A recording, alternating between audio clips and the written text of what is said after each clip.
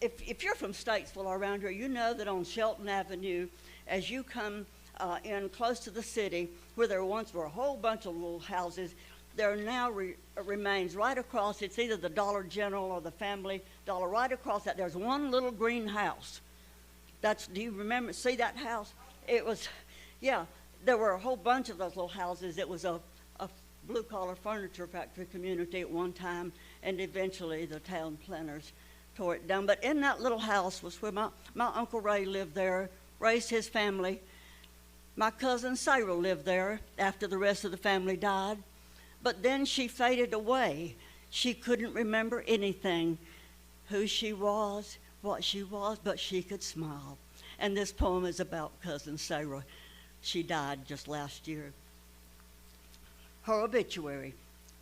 Cousin Sarah smiled like a saint, though she didn't remember her little house, its Christmas village perpetually set up in the front room where the family used to gather to watch Walter Cronkite. She didn't remember her fishing buddy. They'd baited, cast, hooked, and caught together for 40 years, from the days when they'd first been pronounced spinsters into old age. She didn't remember the paper doily angels she'd seen in the gift shop, so pretty and lacy with the light shining through.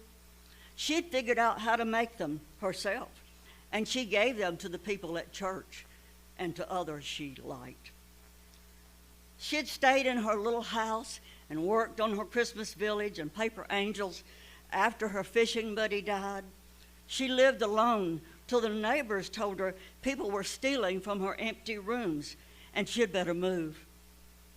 She had to leave it all, the village, the little chairs and stools her daddy had made from furniture scraps, her mother's walking canes, keeping only a few paper angels for the home. And that is when the angels realized she was one of them. They didn't wait for her body to break, but freed her from all loss and sorrow so she could smile and smile all the way to heaven's gate, where she could walk on eternal Christmas streets and shine, shine like the angels bathed in starry light.